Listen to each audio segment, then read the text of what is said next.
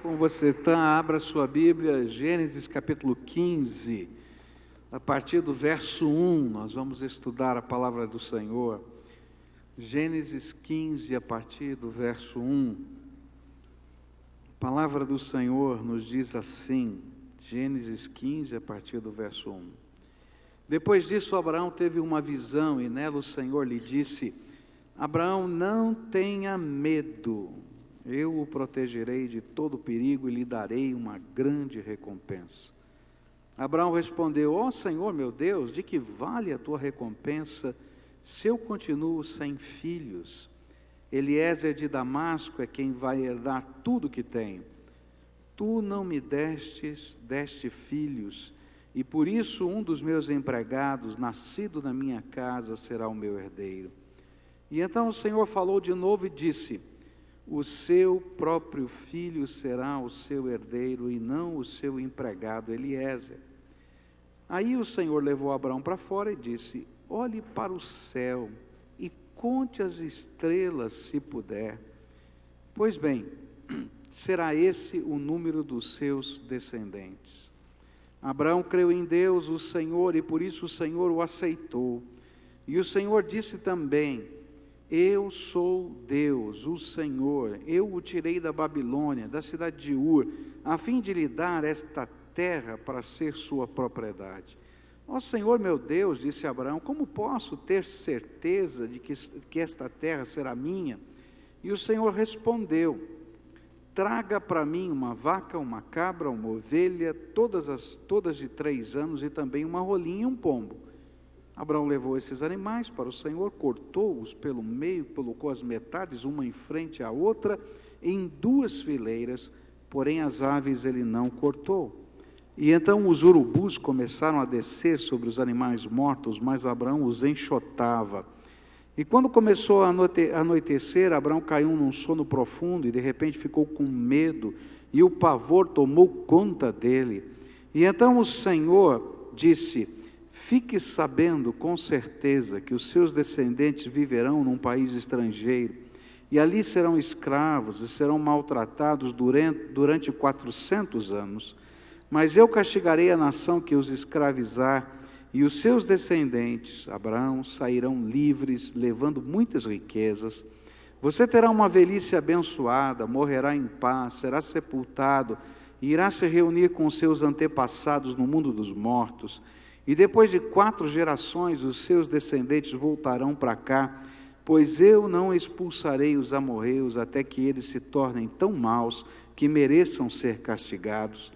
A noite caiu e veio a escuridão, e de repente apareceu um braseiro que soltava fumaça e uma tocha de fogo, e o braseiro e a tocha passaram pelo meio dos animais partidos.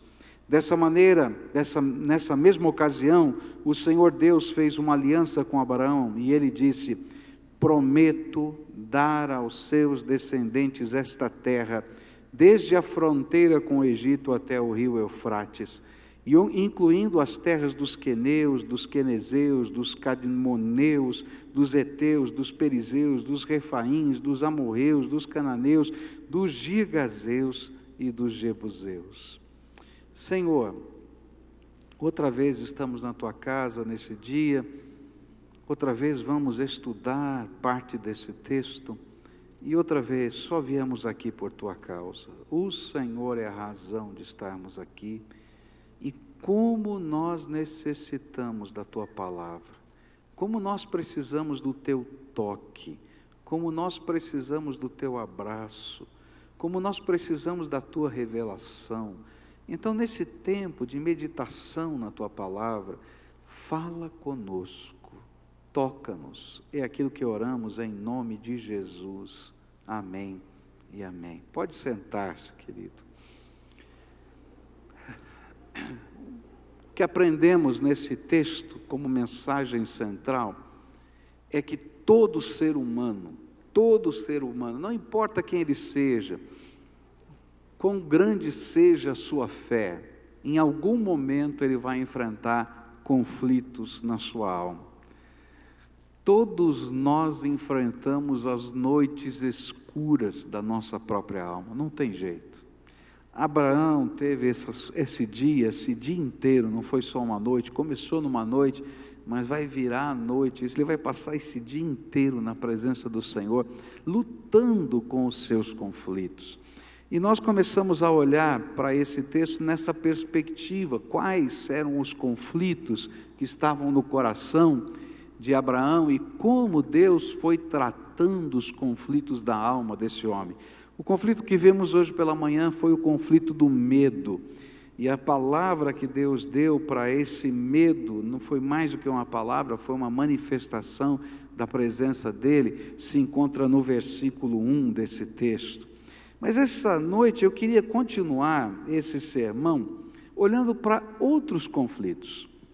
Quando parece que o coração estava um pouquinho melhor, porque Deus havia tratado do medo, tinha dito: não temas, eu sou o teu escudo, eu tenho um galardão para você. Aí Abraão começou a reagir como nós reagimos, quando o Espírito de Deus vai trabalhando conosco.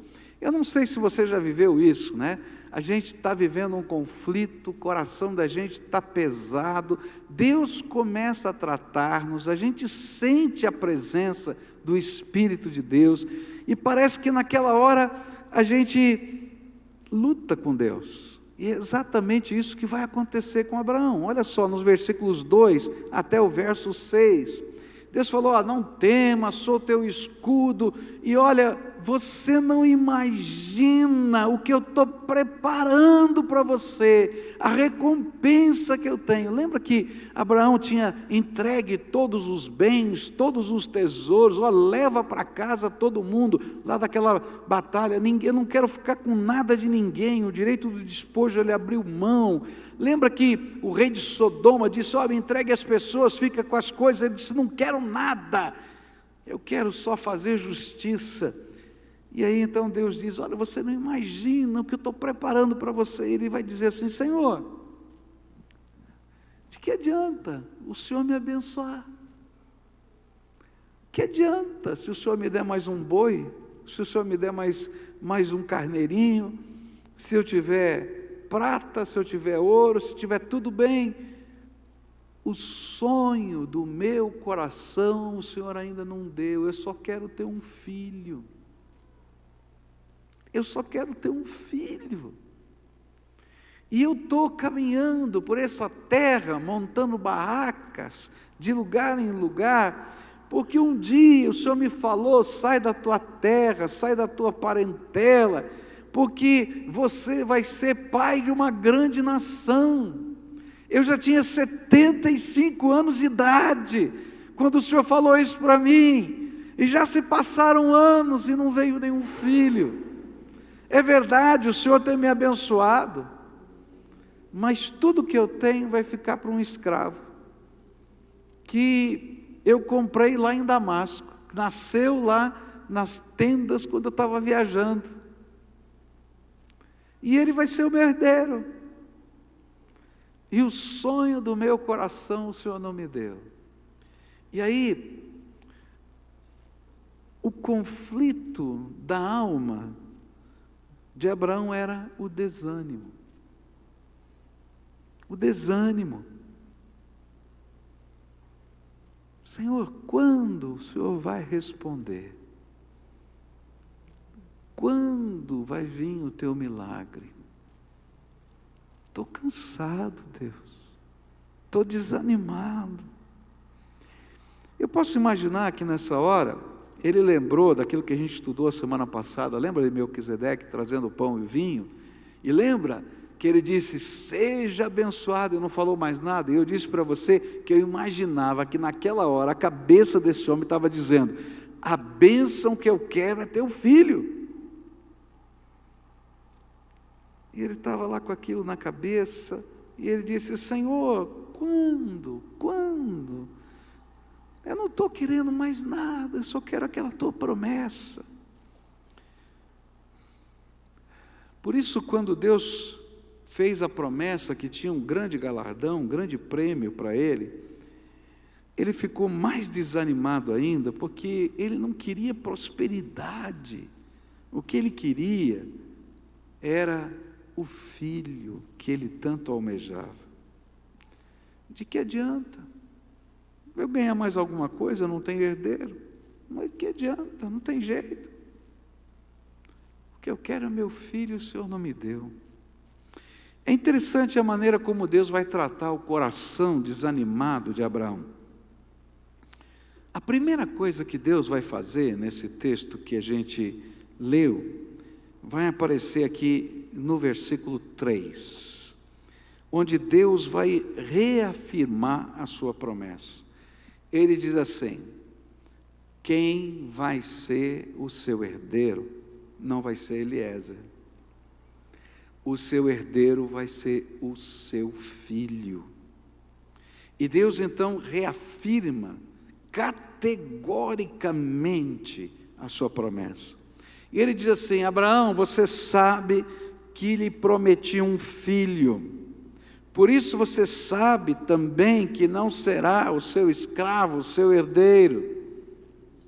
E o que Deus estava trabalhando no coração desanimado de Abraão era um conceito que Abraão precisava encarnar na sua alma e que parecia que ele ainda não tinha entendido quem é Deus. A Bíblia fala que Deus não é homem para mentir. A Bíblia fala que Deus não tem duas palavras. A Bíblia fala que aquilo que Ele prometeu, Ele cumpre, porque se Ele não cumprisse, Ele aviltaria a natureza santa dEle. E então a primeira coisa que Deus vai trabalhar no coração de Abraão é quem Ele é.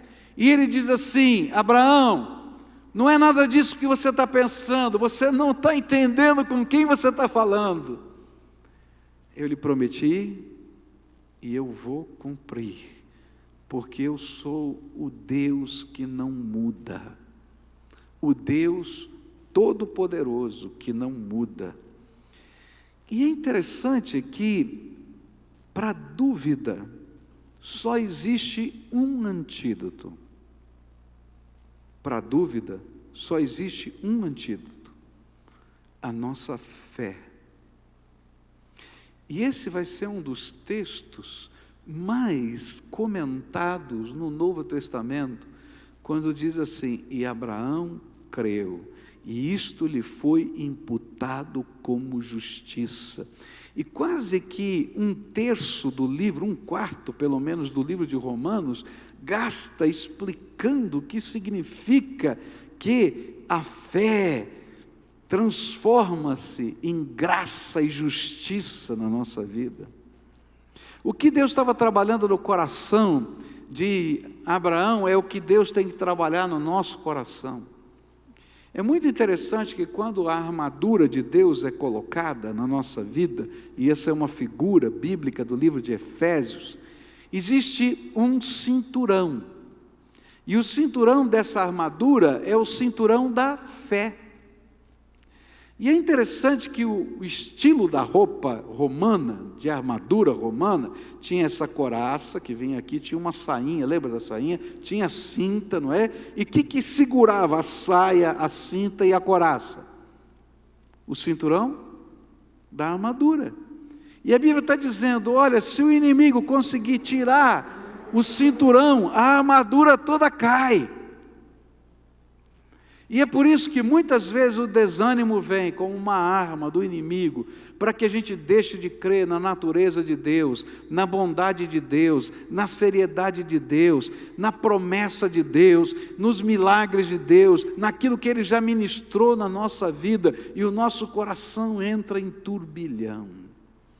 Porque quando cai a nossa fé, nós perdemos a condição de continuar andando no meio das batalhas. Por isso a primeira coisa que Deus vai tratar é a fé no coração de Abraão. E aí o Senhor vai dizer para Abraão: você precisa crer novamente nas minhas promessas, porque a história que eu estou escrevendo ainda não terminou. Se você chegou aqui desanimado, e você está lutando com algumas promessas de Deus no seu coração, Então lembra disso. A história que Deus está escrevendo da sua vida ainda não terminou. O autor está com a caneta na mão e ele ainda está escrevendo a tua vida. Lembra disso. Por isso, creia, reafirme a sua fé nas promessas do Deus vivo, porque isso lhe é imputado como justiça. Deus vai lá e declara bênção sobre a nossa vida, e esse é o processo de Deus tratar o nosso coração. Mas a segunda coisa que Deus faz é maravilhosa. Eu acho que esse cenário veio na minha cabeça, né? É de noite, Abraão está na tenda dele, ele não está conseguindo dormir, e essa confusão na mente dele, o medo, essa angústia de alma, e aí Deus está ministrando, ele está tendo uma visão, o Espírito de Deus está falando com ele, e aí naquele momento o Senhor diz assim: sai para fora da tua tenda, Abraão, sai para fora da tua tenda, e olha para cima, e tenta contar as estrelas do céu.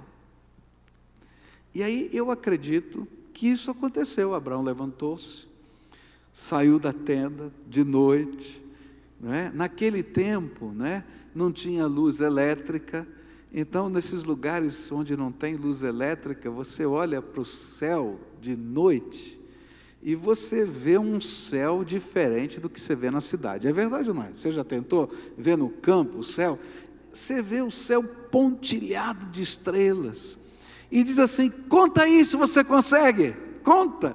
E aí eu vejo o jeito de Deus trabalhar a vida de Abraão. Conta quantas são as estrelas. E eu acho que aí Abraão começou a pensar: Deus, eu não vou conseguir contar. E ele disse assim: olha, da mesma maneira como você não consegue contar as estrelas, você não vai conseguir contar a sua descendência. Sabe o que eu acho tremendo nesse processo de Deus? É que Deus não apenas reafirma a promessa, mas Ele amplia a visão dessa promessa. E Ele começa a fazer lembrar Abraão da primeira promessa. Na primeira promessa que Ele prometeu uma descendência, Ele disse assim: olha para a areia e tenta contar quantos grãos de areia tem na terra. E assim como você não consegue contar quantos grãos de areia tem na terra, assim vai ser a sua descendência. E era como se Deus estivesse dizendo: Abraão, você está olhando muito para baixo, você só está olhando para a terra, então agora olha para cima. E assim como você não pode contar os grãos de areia na terra, você não pode olhar para cima e contar as estrelas do céu, eu estou trabalhando na sua promessa. Uma das coisas que Deus tem trabalhado na minha vida é que quando eu entro em desânimo, e todo mundo fica desanimado, não é verdade? No meio das batalhas, e será que vai adiantar? Estou tentando tanto, Senhor, não está funcionando. Eu estou, sabe? Aí o Espírito de Deus me dá uns puxões de orelha desse aqui: olha, a história não está terminada. Mas como Ele sabe como nós somos, Ele não para, nem termina de tratar a minha vida no puxão de orelha. Senão eu sairia cabisbaixo, dizendo: está vendo? Não sei se vai dar certo, não sei nem se eu consigo crer, olha, estou tão enrolado. Mas sempre Ele semeia uma nova esperança. Aí Ele manda olhar para cima, Ele manda a gente levantar os olhos e perceber coisas que Ele ainda fará no poder do Seu Espírito, coisas que são imponderáveis. E aí a gente volta a sonhar outra vez com a promessa de Deus. E queridos, quando a gente volta a sonhar de novo com as promessas de Deus, Deus está tratando o nosso coração.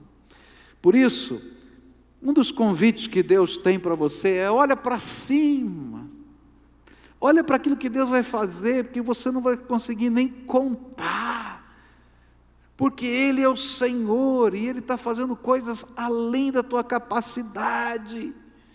Se você olhar para baixo, não vai conseguir contar também, mas olha para cima, porque lá nos exércitos dos céus, as coisas já começaram a acontecer. E quando eu penso como Deus tinha razão, porque essa promessa de Deus a Abraão envolvia não apenas o povo de Israel, mas não sei se você sabia, Israel, nação de Deus, que nasceu via Abraão, mas por causa dessa promessa e desse capítulo, todos quantos creem no Senhor Jesus como Salvador pessoal, e Ele imputada justiça pela fé, da mesma maneira que aconteceu aqui, se tornam filhos de Abraão, descendentes da geração da fé. E então, quando Deus estava falando, Ele não estava falando apenas de Israel, Ele estava falando de todos os bilhões de pessoas na face da terra hoje que creem em Jesus como Senhor e Salvador da sua vida. Mas Ele não estava falando desses bilhões de pessoas, Ele estava falando dos bilhões que passaram nesses milênios de história. Não tem número, ninguém sabe o número. A promessa de Deus está se cumprindo. Deus não mente. Por isso, creia. E a reação então de Abraão foi crer. A resposta de Abraão a esse mover de Deus foi fé. Fé que agradou o coração de Deus e que logo lhe foi imputado como justiça. E esse verso então vai se tornar base da teologia da graça no Novo Testamento, onde a gente vai descobrir que a fé é o caminho pelo qual nós podemos nos apropriar de toda a riqueza que Deus colocou do seu reino nas nossas mãos. Por isso hoje, se você chegou desanimado, duas coisas Deus tem para você. Primeiro, Deus não mente. Ele não terminou de escrever a tua história. Lembra disso. E quando você sair, olha para cima. Você não vai ver um céu tão bonito quanto Abraão viu, pode ter certeza. Tem muita luz. Mas assim como você não consegue contar as estrelas do céu, lembra que Deus está fazendo coisas imponderáveis na tua vida. Bom, mas os conflitos, eles nunca vêm sozinhos. Ele já estava com medo e ele estava desanimado. E aí, Deus lhe lembra de outra promessa. Deus tinha feito duas promessas para Abraão, que ele teria um filho, e essa parece que ele entendeu. Senhor, tomei posse, eu creio, eu vou ter um filho, o Senhor prometeu. Mas aí Deus tinha prometido também a Abraão que daria a ele a terra para onde ele estava lhe enviando. E na verdade, Abraão não era dono de terras. Ele era como os beduínos de hoje. Ele levava os seus rebanhos de terra em terra, de lugar em lugar, amava as suas tendas como um nômade e ia de um lugar para o outro. Porque a terra onde ele estava ocupada, já tinha cidades, já tinha proprietários. Na verdade, a única terra que ele comprou, que a Bíblia fala que ele comprou, foi o túmulo de Macpela, muitos anos lá na frente, onde ele vai enterrar a sua mulher, e que na verdade não era um grande pedaço de terra. Ele comprou um jazigo no cemitério. É isso aí. E aí, Deus lhe fala: olha, lembra, a promessa não é só ter um filho. Bom, ele pensou: bom, o filho tudo bem, eu vou dormir com a minha mulher, um dia Deus vai abençoar, o filho vai nascer. Tudo bem, já entendi, já tomei posse. Agora, como é que Deus vai dar toda essa terra? Como é que vai ser esse negócio? Olha só o que está aqui nos versículos 7 a 10. O Senhor disse também: eu sou o Deus, o Senhor, eu tirei da Babilônia, da cidade de Ur, a fim de lhe dar esta terra para ser sua propriedade. Ó Senhor meu Deus, disse Abraão, como posso ter certeza de que essa terra será minha? E o Senhor respondeu: traga para mim uma vaca, uma cabra, uma ovelha, todas de 3 anos, e também uma rolinha e um pombo. E Abraão levou esses animais para o Senhor, cortou-os pelo meio e colocou as metades uma em frente à outra, em 2 fileiras, porém as aves ele não cortou. O terceiro conflito da alma de Abraão foi a incerteza. O que me parece era que ele conseguiu crer na promessa do filho, mas ele não conseguia entender como toda aquela terra habitada por tantas nações diferentes, com cidades muradas, poderia ser dele e dos seus descendentes. E você lembra que antes da batalha que está no capítulo 14, ele tinha um número de homens que trabalhavam para ele, que foram para a guerra com ele. Você lembra o número? 318. Ele ficou pensando: Senhor, como é que eu vou tomar posse dessa terra aqui com 318? Olha, eu acho que Abraão é parecido comigo, parecido com você também, não é verdade? Para pensar, quantas vezes o Senhor coloca algumas coisas diante de nós e o coração da gente está igualzinho a Abraão. A gente fica pensando: Senhor, como é que esse negócio vai acontecer? Humanamente falando, não dá, é impossível. Tudo bem, o Senhor pode fazer uns milagres, mas tem que fazer muito milagre, não é verdade? Para pensar, é muito milagre. Coisa de doido. Tá bom, eu posso crer que eu vou ter um filho, mas esse negócio da terra, agora o senhor, pegou pesado, esse negócio aqui está difícil. E olha só como Deus trata o conflito do coração de Abraão. Ele faz isso de uma maneira inusitada. A primeira parte, ele repete o que ele já tinha feito com o filho, e ele vai reafirmar a sua promessa e vai relembrar a natureza de Deus. Ele vai dizer para Abraão: olha, Abraão, eu sou o mesmo Deus que prometeu um filho para você, eu sou o mesmo Deus que estou prometendo toda essa terra. E se eu sou um Deus que não posso mentir por causa da minha natureza para lhe dar um filho, no mesmo dia em que eu lhe prometi que lhe daria um filho, e fiz o chamado, eu também lhe prometi que lhe tiraria da sua parentela para lhe dar estas terras. Era como se o Senhor dissesse: as mesmas razões que você tem para crer que terá um filho, devem ser as razões para você crer que cumprirei também essa promessa. Eu já te dei. É forte essa palavra. Eu já te dei. Você não viu, mas eu já te dei. Eu acho tremendo isso, porque há coisas que estão acontecendo no nível espiritual que não dá para entender. Deus está na dimensão da eternidade, nós estamos na dimensão do tempo. Na dimensão da eternidade, quando Deus dá um decreto do seu trono, já aconteceu.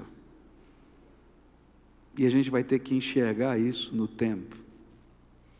E para mim, eu tinha muita dificuldade de entender como é que funcionava essa dimensão do tempo e da eternidade, porque às vezes eu sou como uma criança, eu preciso ter uma coisa muito concreta para poder entender, não consigo entender algumas coisas abstratas de Deus. E aí, um dia estudando a Bíblia, eu consegui entender como essas coisas da eternidade se processam no tempo de maneiras diferentes, mas elas já aconteceram. Foi quando o povo de Israel entrou na terra prometida e teve que atravessar o rio Jordão. É muito interessante aquela história, porque a Bíblia diz que Deus disse para Josué: você vai colocar a arca da aliança na frente, e vocês vão marchar e vão entrar no rio, e as águas do rio vão se abrir. E é interessante que eles tinham um referencial, o referencial de quando o mar vermelho se abriu. E a palavra de Deus diz exatamente isso, que quando o povo de Deus marchou na direção daquele mar, imediatamente os ventos fortes vieram e o mar se abriu. E eu acho, essa é a minha opinião, que Josué estava imaginando que ia acontecer a mesma coisa. Coitado do Josué, porque eles começam a marchar, eles entram no rio, e quem já andou em rio sabe que o fundo do rio é formado de lodo, não é? A gente vai pisando no rio, à medida que vai afundando, o pé vai fincando, e é difícil levantar. Imagina que eles estão com aquelas sandalinhas que eles usavam, toda amarradinha na perna, a hora que você levanta, aquilo faz... segura tudo, e você está tendo aquela dificuldade de dar aquele próximo passo, e aí os sacerdotes olham para trás para Josué, e dizem: continua, vamos lá, e nada, e não parece que vai abrir coisa nenhuma, e a coisa está ficando feia, e eles vão marchando, muito devagarinho, e a Bíblia diz assim: a 20 quilômetros daquele lugar, Deus segurou as águas, e elas foram baixando lentamente, até que todo o povo pudesse passar a pé enxuto. Quando Deus deu o decreto e falou para Josué: entra aí, que eu vou abrir, já havia acontecido algo no mundo espiritual, e já havia acontecido alguma coisa aqui na terra, mas o mundo espiritual e o tempo estavam trabalhando simultaneamente, até que todo o povo atravessou o Rio Jordão. Há coisas que Deus já fez, e Deus estava dizendo para Abraão: Abraão, você não sabe nada, eu sei o presente, o passado e o futuro, eu já disse para você, essa terra é tua. Acabou. Mas aí Deus vai fazer algo inusitado. Eu acho que ele sabia que o coração de Abraão não aguentava esse negócio. E então ele vai pegar alguma coisa que tem a ver com a cultura dele e com a cultura dos povos daquele tempo, uma coisa muito humana, chamada cerimônia de pacto de corte. Quando duas pessoas firmavam um trato que não poderia ser revogado, nem ser retratado, naquela época, eles celebravam uma cerimônia de pacto de corte. Eles pegavam vários animais, matavam os animais, depois cortavam ao meio, deixando cada parte em uma fileira, cada metade numa fileira e cada outra metade na outra fileira, representando as duas partes do pacto, e faziam os juramentos do acordo diante desses animais cortados, e depois caminhavam por entre eles e diziam que eram dignos, que se fizesse a mesma coisa, ou seja, que eles fossem partidos ao meio, se eles quebrassem o pacto. E quando terminavam esta cerimônia, ateavam os fogos sobre os corpos desses animais, como um testemunho de que o pacto era irrevogável e irretratável. Talvez para aquele tempo, esta cerimônia fosse a mais próxima do que nós fazemos hoje, quando escrevemos e assinamos uma escritura pública. Olha, quando você assina uma escritura pública, e as escrituras públicas, elas podem ser uma transferência de um bem, mas elas podem ser qualquer coisa. Você vai ao cartório, não é? E vai escrever um documento que é irrevogável, irretratável, não é? E não pode ser mexido, você não pode voltar atrás. E aí o cartorário vai dar fé àquele documento, vai colocar aquelas estampas e você sai dizendo: está aqui, eu tenho o documento, que esse negócio está fechado. E Deus vai pegar exatamente na cultura de Abraão e vai dizer: vou te dar uma escritura. Você está com problema de acreditar que eu vou te dar essa terra? Eu vou passar uma escritura para você. Já que você não acredita, eu vou te dar uma escritura, que essa terra é tua. E ele então, teoricamente, vai para o cartório daquele tempo, e ele vai receber de Deus essa escritura. É como se Deus estivesse dizendo para o seu servo: assim como você não é capaz de tomar posse de algo que ainda não tem, pela simples fé em mim, então eu vou te ajudar, e vou colocar um cerimonial humano, para que você tome posse pela fé das promessas que eu lhe estou fazendo. É interessante isso.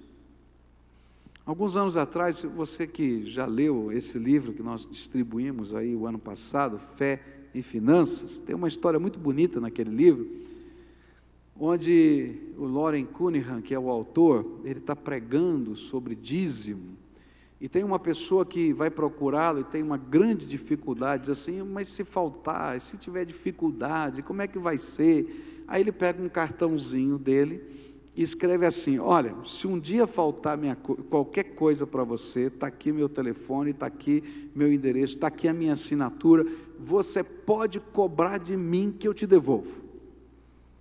E aí passa o tempo, e aquele homem começa a experimentar aquilo que a palavra de Deus ensina, e escreve uma carta para o Loren dizendo: olha, muito obrigado por aquele cartãozinho que você me deu, porque aquilo me deu segurança, e eu comecei a praticar a doutrina do dízimo na minha vida, e tenho sido abençoado, Deus é fiel e tal. E ele escreve uma resposta, ele diz assim: que pena que você acreditou na minha palavra e na minha assinatura, e não na palavra e na assinatura do Deus Todo-Poderoso, Criador dos céus e da terra.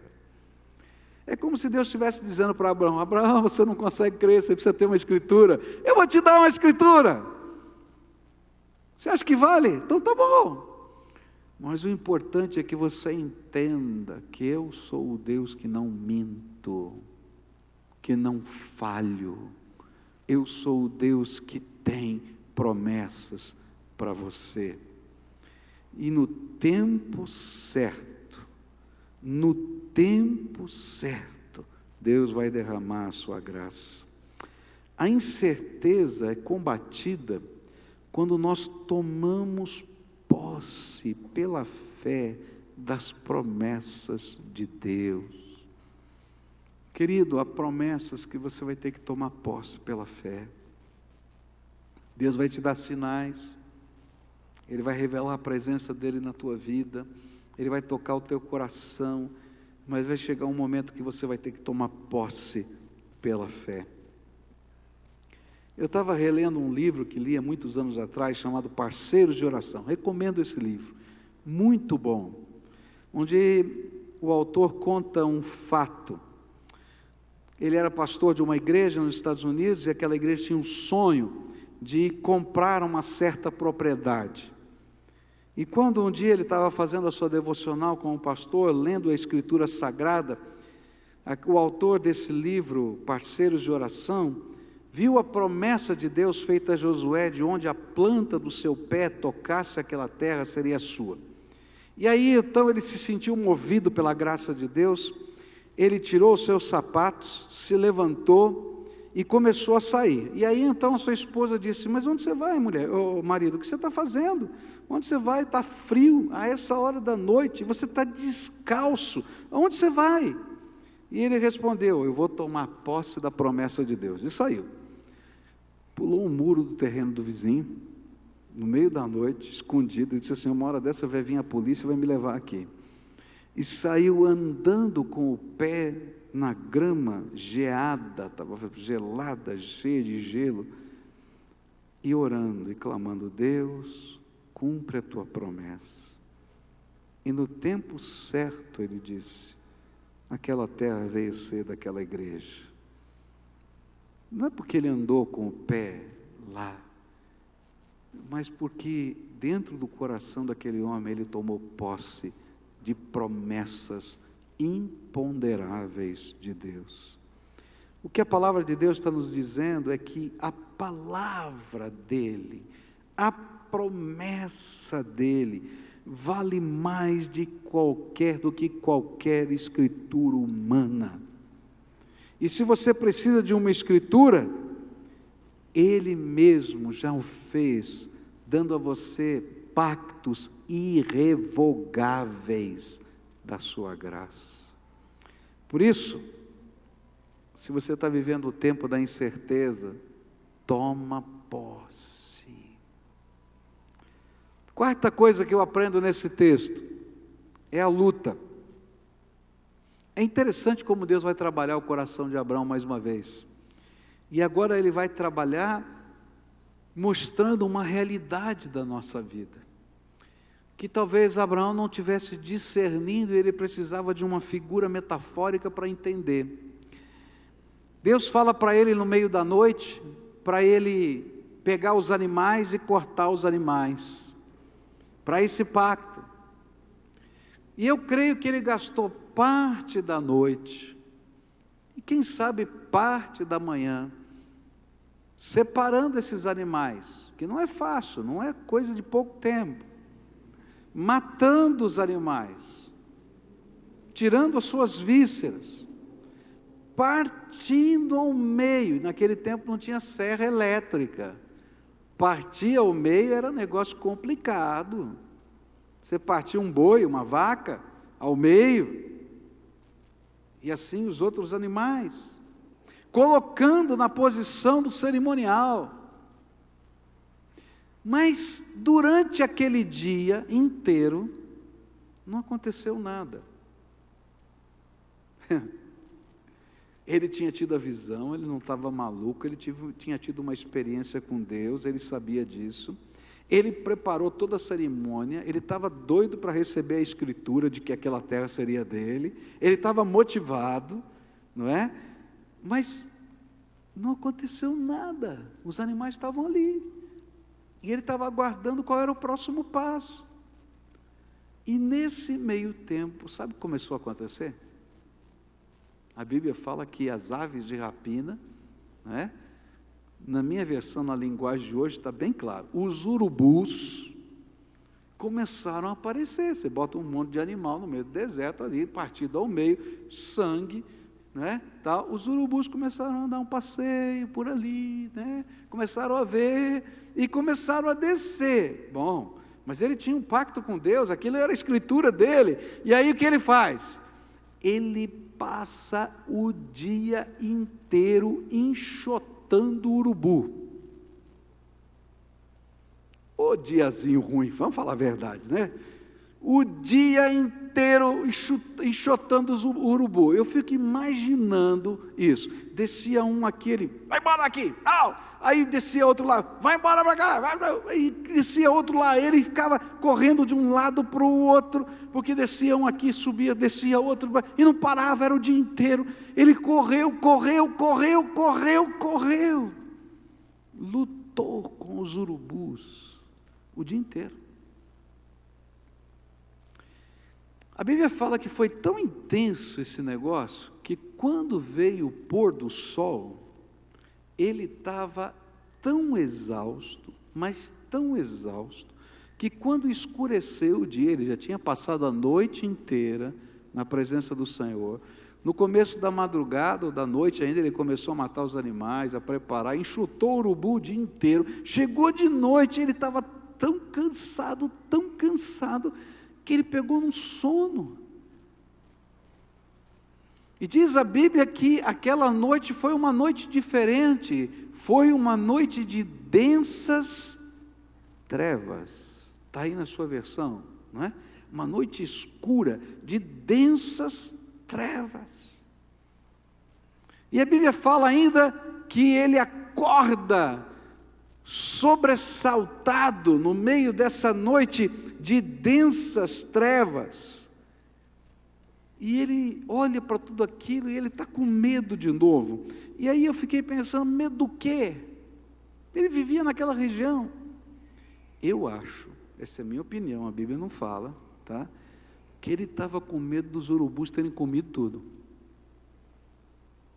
Sinceramente, porque veja bem, ele passou o dia inteiro expulsando o urubu, não é?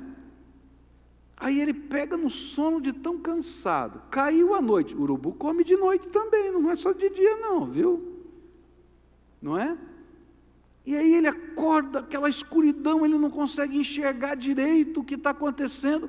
Naquele tempo não tinha lanterna, gente. E fazer fogo não era com fósforo, demorava. E ele devia estar afastado das tendas, ele não tinha levado fogo. Estava tudo escuro, ele não conseguia ver o que tinha acontecido.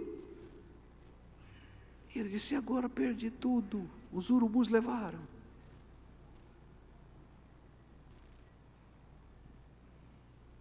Eu acho tremendo a maneira como Deus está trabalhando com Abraão.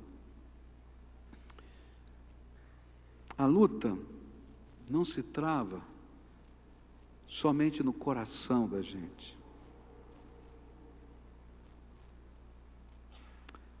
Mas há momentos que as lutas que nós vivemos, elas se travam também no meio da nossa jornada e da nossa caminhada em direção das promessas de Deus. Algumas das nossas lutas são lá dentro da alma, e Deus precisa tratar aquilo que está dentro de nós. Talvez, quem sabe, até a maioria delas sejam lá. Mas muitas destas lutas espirituais se materializam em confrontos concretos e em situações visíveis. E esses ataques vão de encontro ao sagrado do nosso coração, que foi materializado nas nossas expressões de fé. E para podermos desfrutar do que cremos e tomarmos posse, teremos de enxotar os abutres que desejam roubar a nossa devoção e a nossa esperança. E nós precisaremos perseverar em nossa espera e consolidar a nossa fé em meio às batalhas espirituais concretas ao nosso redor. Você vai começar um projeto, e não é só o teu coração que vai ter medo, mas vão acontecer coisas, problemas, obstáculos, portas que tentam se fechar, e a gente vai ter que tomar posse da palavra de Deus e enxotar os urubus em nome de Jesus. Está entendendo? E dizer, não, eu vou perseverar naquilo que Deus está me prometendo. Queridos, às vezes vem tantas situações na minha vida e na sua vida, que tentam obstruir o avanço do reino de Deus. E se nós não perseverarmos, perdemos a bênção que Deus preparou para nós. Por isso que o conselho de Deus na palavra, no Novo Testamento, é simples. Ele diz assim, resisti ao diabo e ele fugirá de vós. Ou seja, permanece firme no propósito que Deus tem para a tua vida. Permanece firme no ministério que Deus te deu. Permanece firme no sonho que Deus colocou no teu coração. permanece firme contra a esperança, porque se Deus é por nós, quem será contra nós? Não desista, permanece firme. E queridos, essa batalha de permanecer firme nos deixa extenuados. Há momentos que a gente diz, será que eu vou aguentar? E é interessante que Deus outra vez revela a sua grandeza. Quando Abraão não conseguiu mais permanecer, ele dormiu. Se você continuar estudando a história, você vai ver que os urubus não levaram nada. E que algo milagroso vai acontecer agora. A tocha do Senhor, o braseiro do Senhor vai entrar naquele lugar. É como se Deus dissesse, faça a tua parte, e eu vou fazer a minha. Então, o que eu aprendo nessa palavra é que muitas lutas vão vir sobre a nossa vida. E essas lutas têm propósitos, tirar-nos do foco e do propósito que o Espírito de Deus colocou para nós. E essas lutas, nós vamos ter que enfrentá-las, não serão outros que vão enfrentar. Você vai ter que enxotar os teus urubus, minha filha. Não adianta me chamar para enxotar os teus, eu tenho que enxotar os meus. É verdade. Porque, na verdade, eu não estou falando de uma questão só de você ficar expulsando o demônio para lá e para cá. Eu estou falando de lutas concretas, que são batalhas espirituais que vão acontecer no teu trabalho, na tua casa, nos relacionamentos, no dia a dia, e que você vai ter que enfrentá-las. Com amor, com respeito, com graça, cheio do Espírito de Deus, entendendo que são batalhas espirituais e não contra pessoas. Mas, querido, você vai ter que enfrentá-las. Assim como eu vou ter que enfrentar as minhas. E se eu cair de sono no meio dessa jornada? O anjo do Senhor se acampa ao redor daqueles que o temem e os livra.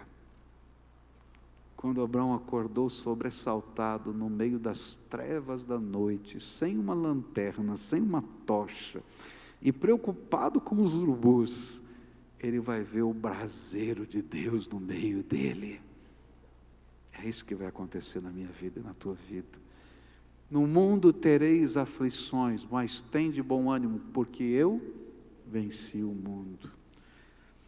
Não pense que esta é uma batalha fácil.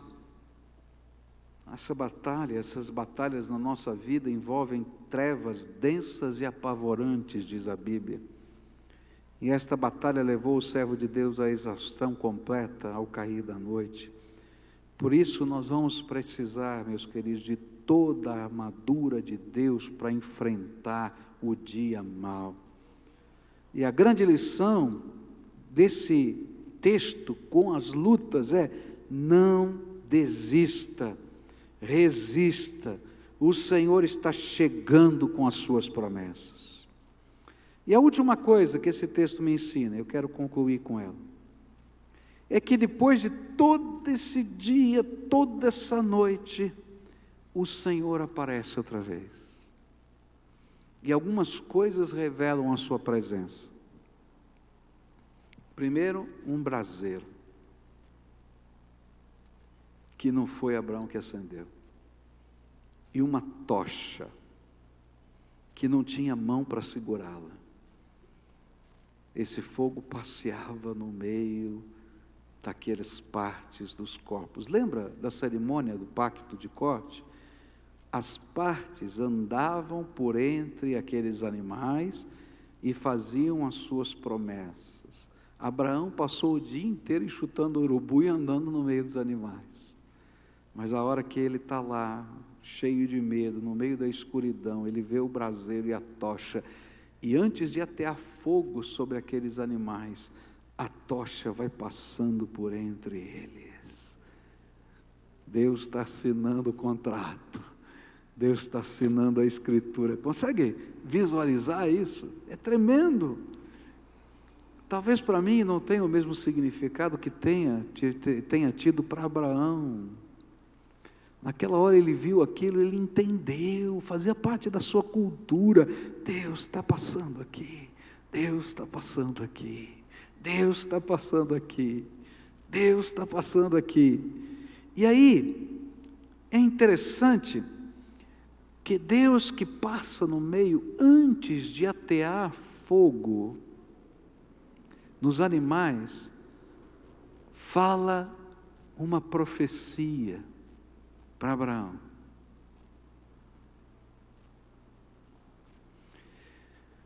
Ele começa a dizer: teus descendentes vão sair dessa terra, vão ser escravizados 400 anos.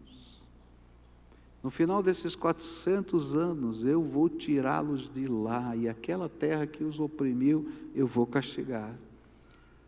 E vou trazê-los de volta para essa terra, porque eu só vou poder tratar e destruir, como vou destruir os amorreus e todos esses povos, quando o limite da iniquidade chegar na vida dessa gente. E então eu vou cumprir a minha promessa. E o quinto conflito que está no coração de Abraão, que Deus está vendo e Abraão não via, era o conflito diante do tamanho dos projetos de Deus. Como nós somos seres limitados no tempo, normalmente nós vemos o que Deus quer fazer na perspectiva da nossa própria vida. E nos colocamos no centro da história e imaginamos que essa história está se desenrolando ao redor da nossa vida. Mas nesse diálogo com Deus, Abraão se depara com uma realidade muito maior. Toda a história se desenrola ao redor do Senhor dos céus e da terra. E as suas promessas para conosco não têm apenas conotações na minha história, elas têm conotações em toda a eternidade.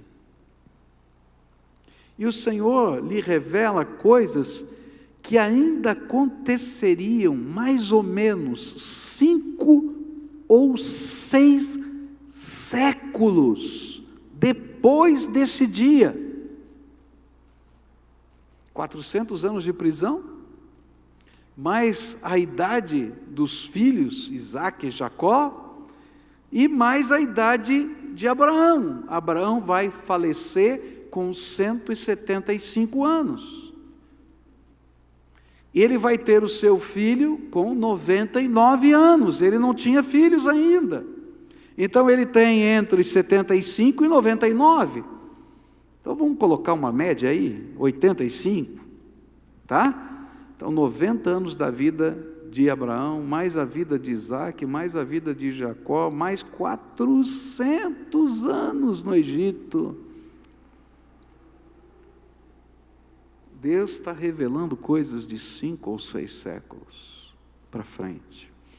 E Deus está dizendo para Abraão: Abraão, você não é o centro do universo. Na verdade, Abraão, a sua jornada de fé é só um primeiro passo que você tem que dar na tua vida, mas os demais passos serão dados juntamente por Deus, movendo toda a eternidade para que se cumpram todas essas coisas na dimensão do tempo. Abraão, você não é o centro do universo, o mundo não orbita em torno de você, mas você, Abraão, precisa orbitar em torno do Deus Todo-Poderoso e do seu Filho Jesus. Caso contrário, perderá o sentido da sua própria vida no tempo e na eternidade. Deus está trabalhando o meu coração, Ele me promete coisas tremendas. Ele é o meu escudo, é a minha fortaleza. Ele se revela, Ele faz promessas. Mas há uma lição que eu preciso aprender. Deus não é o gênio da lâmpada, que está aqui, se eu esfregar direitinho a lâmpada, Ele é obrigado a me dar os 3 desejos. Ele é o Rei dos reis, Senhor dos senhores. E assim como Ele se importa com a minha vida, Ele me chama para andar com Ele a eternidade.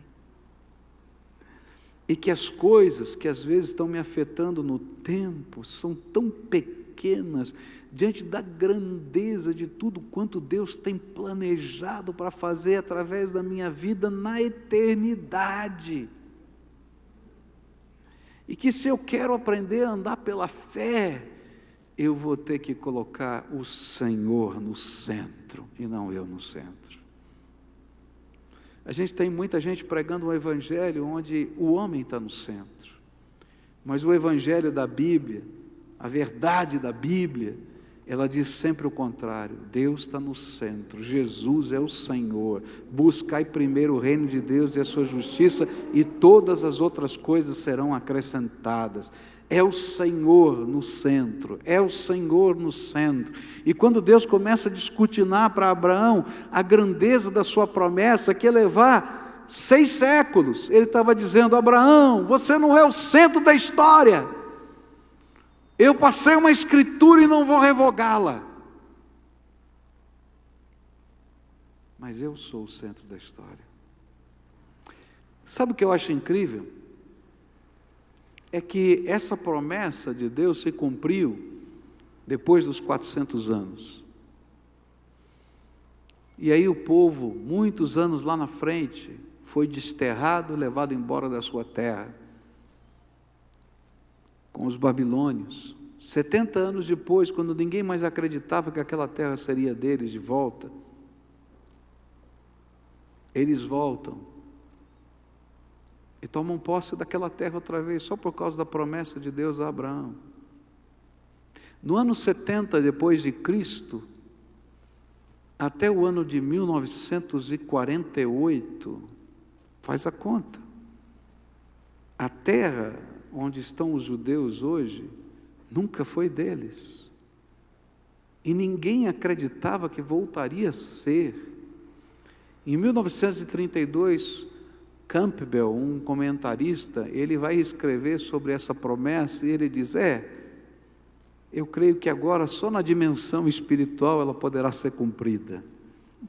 Mas 1948, ele escreve em 32, em 1948 Deus cumpre outra vez a sua promessa irrevogável e irretratável, e aquela terra volta a ser deles. Como se Deus estivesse dizendo, através da história, na eternidade e no tempo: eu não mudo.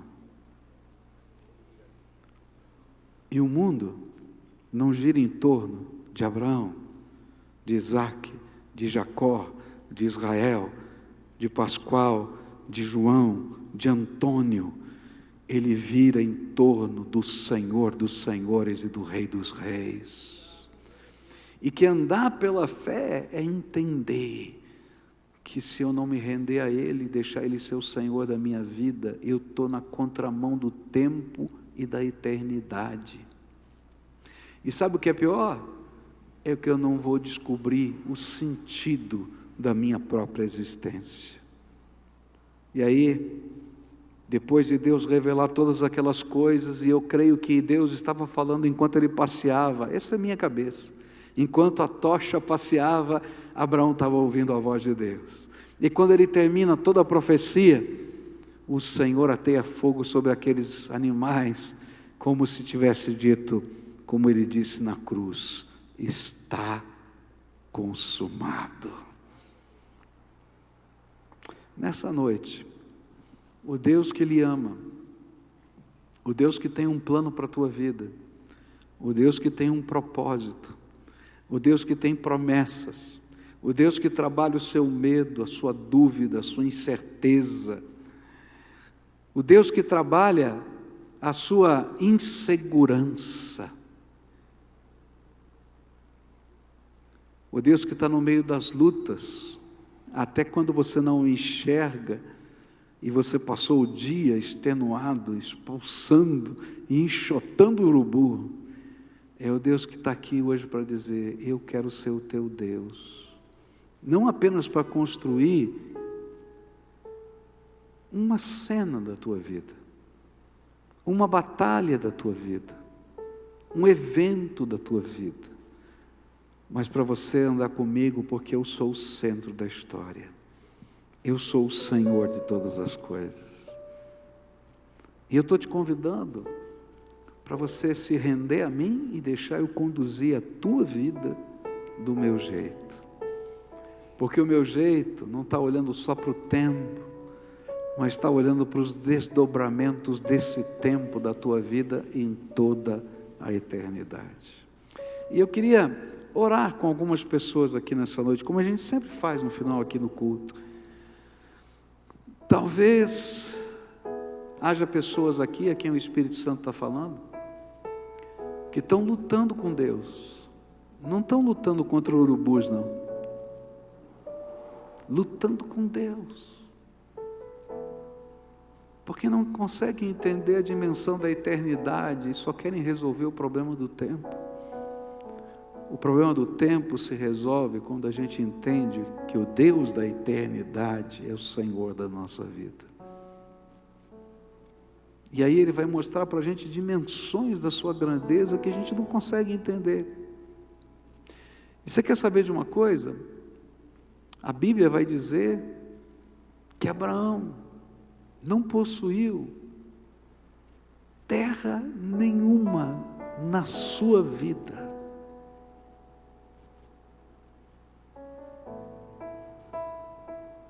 Ainda que toda aquela terra já fosse dele. Por quê? Porque Deus trabalhou no coração de Abraão não só o tempo, mas a eternidade.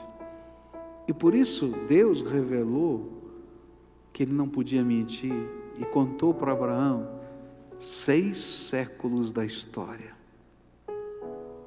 Disse a Abraão: você faz parte de um projeto muito maior do que dinheiro, do que propriedade, do que um filho. Ainda que tudo isso faça parte daquilo que eu quero te dar, mas eu quero que você seja meu parceiro no projeto da minha eternidade. E porque ele creu, e isso lhe foi imputado como justiça, só por isso, ele se tornou o pai da fé. O pai de todos os que creem e que querem andar por fé nessa vida.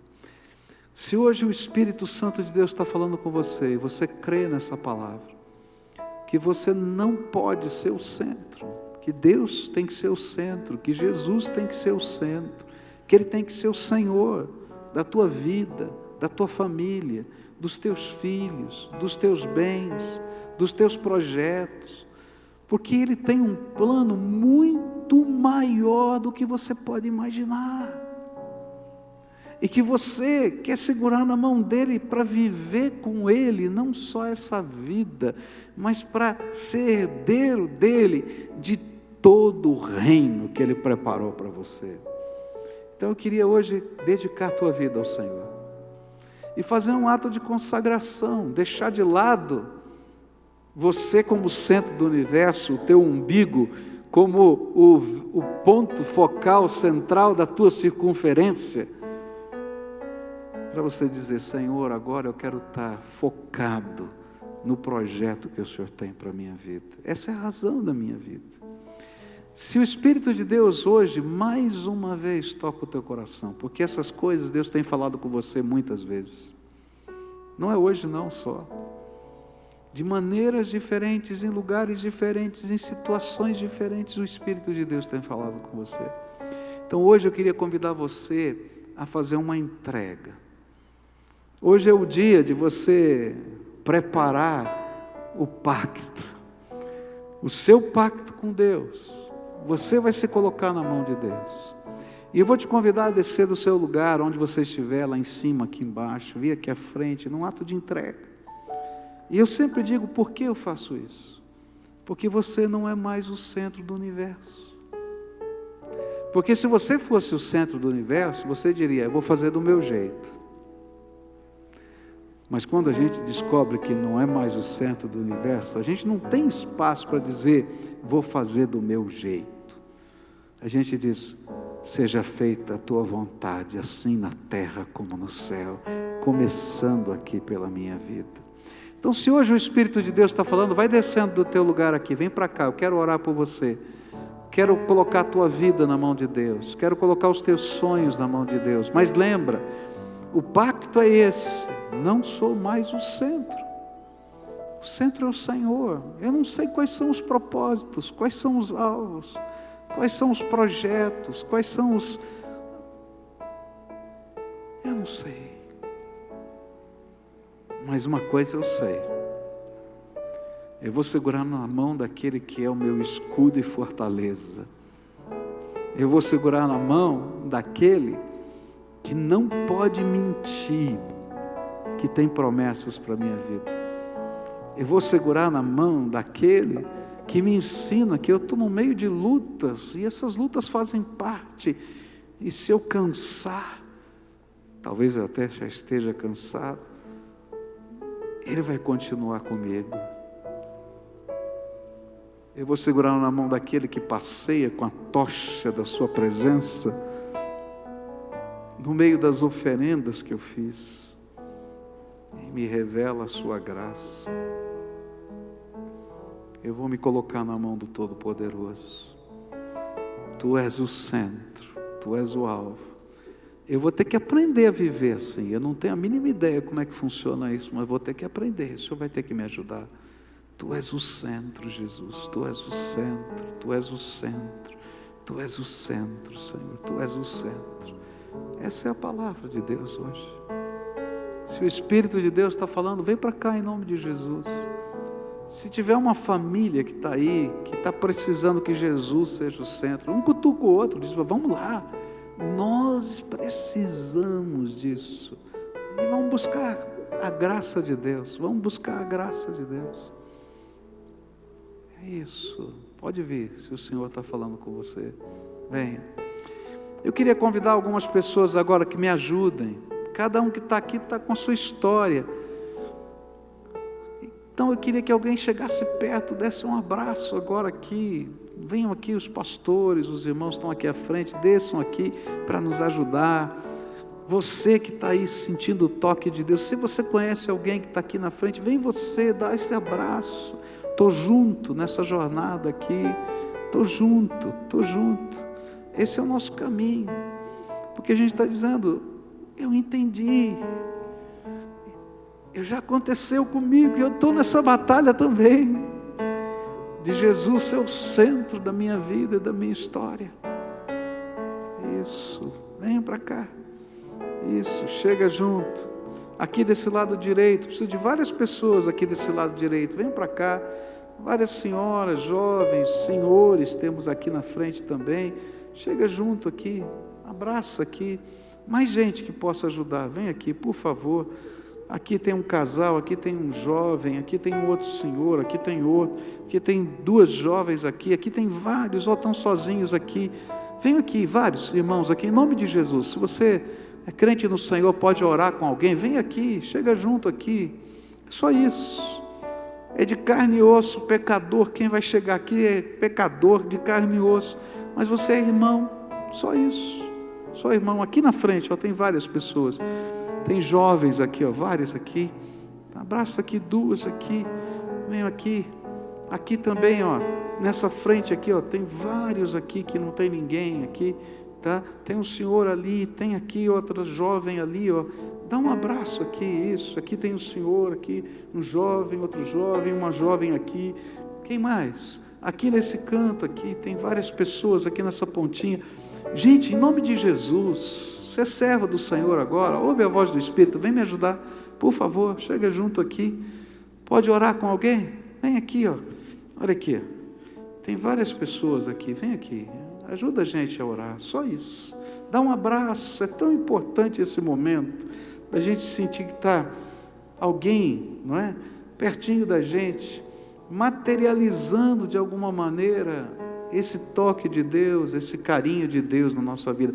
Quem está sozinho, dá um aceno aqui, está chegando gente, e eu não consigo identificar quem está sozinho aqui. Olha, tem um rapaz que está sozinho aqui, ó. Se alguém pudesse chegar perto aqui, tá? Quem mais está sozinho? Dá um aceno aí, tá? Está sozinho? Quem está sozinho aqui? Tem gente sozinha, bem ali naquele canto, perto do pastor Arthur, ali, ó.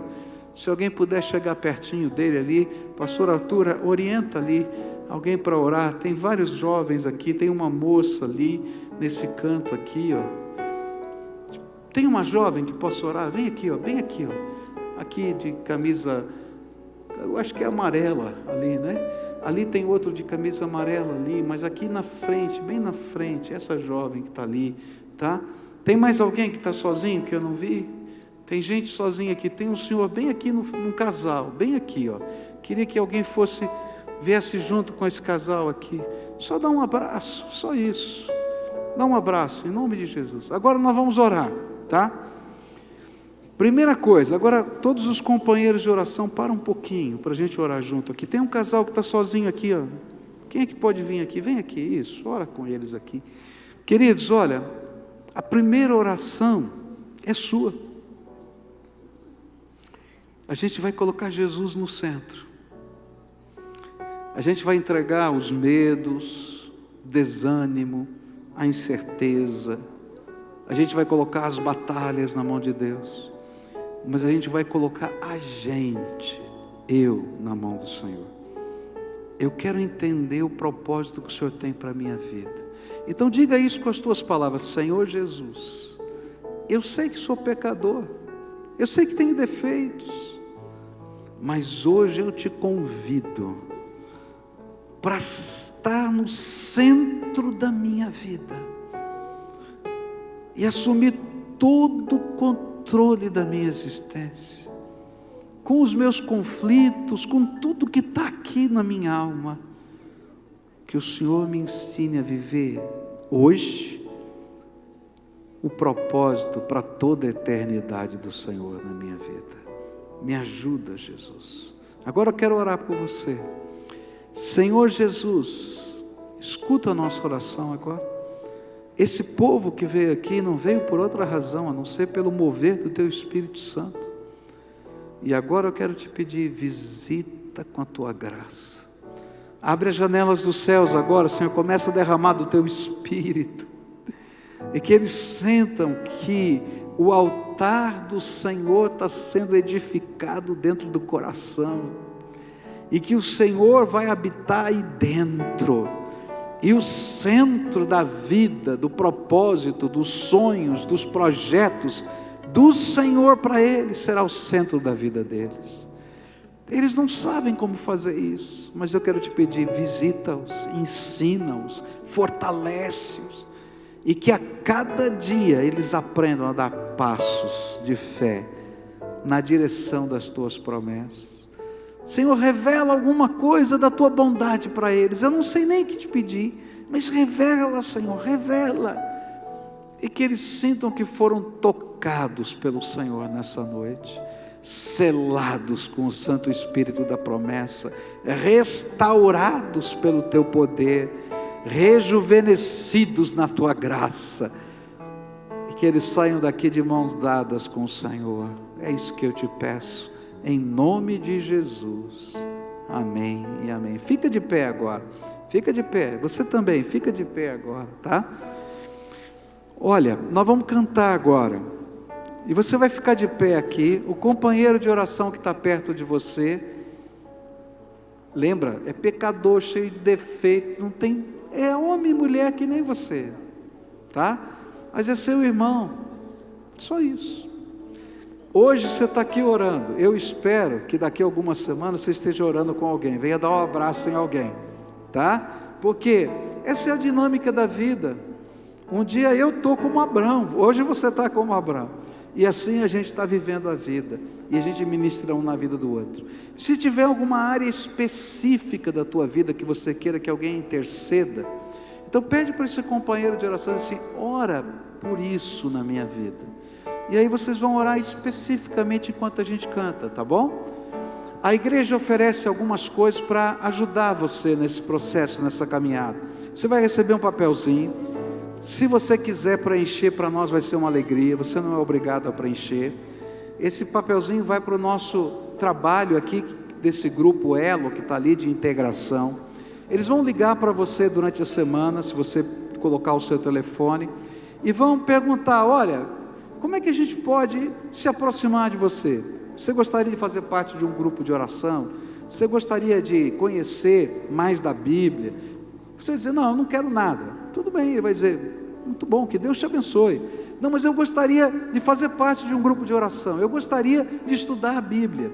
Eu gostaria de ter alguém que estivesse do meu lado, da minha idade, que entendesse o que eu estou passando, ou no meu contexto. E eles vão procurar então grupos da igreja, para você se conectar a esses grupos. Geralmente são células que funcionam nas casas das pessoas. E aí você vai ser convidado para tomar um café nessa casa, e ali naquela casa, orarem juntos, e ministrarem um na vida do outro, tá bom? Então, se você quiser, você preenche esse papelzinho, entrega para alguém que está de jaleco azul, tá? Ou o seu companheiro de oração pode pegar e entregar para eles. Enquanto isso, dá a mão para quem está perto de você, e a gente vai adorar o Senhor. Adora o Senhor. Ele é bom, a sua misericórdia dura para sempre. Ele é o Deus de promessas na nossa vida, e é isso que a gente vai estar cantando. O Deus que faz promessas e cumpre. Sempre atentos permanecem em mim.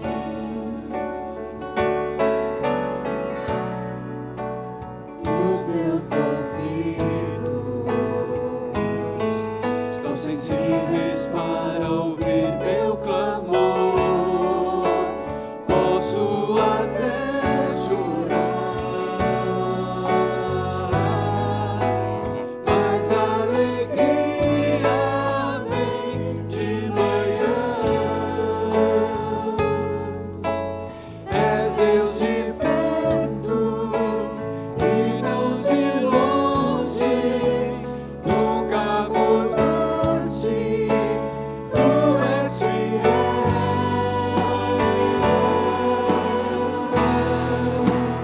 Deus de aliança, Deus de promessas, Deus que não é homem pra mentir. Tudo pode passar, tudo pode mudar, mas sua palavra vai se cumprir.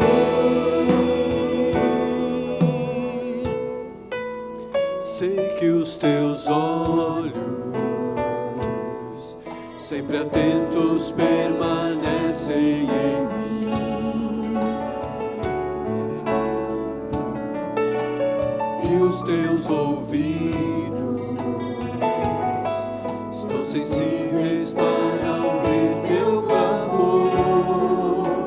Posso até chorar, mas a palavra de Deus nos diz assim: a alegria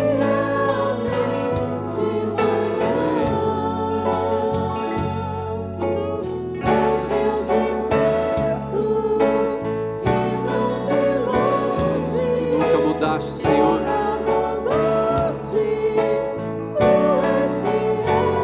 Ei, você pode cantar com o seu máximo assim: Deus de aliança, Deus de promessas.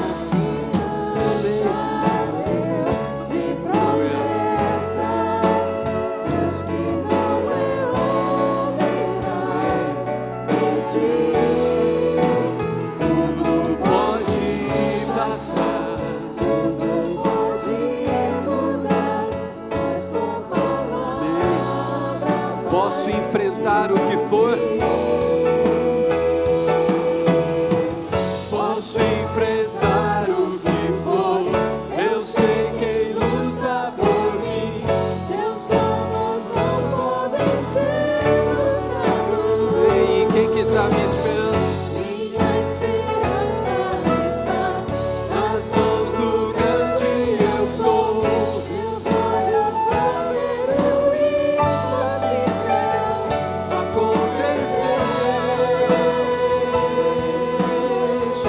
você. Deus de aliança, Deus de promessas, Deus que não é homem pra mentir.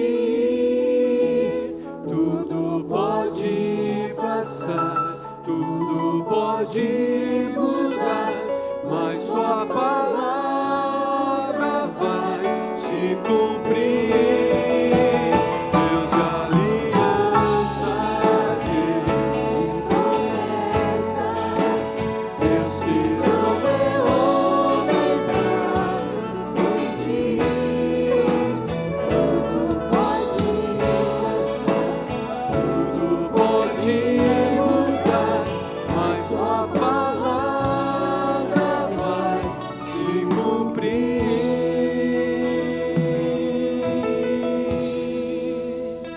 Deus de aliança.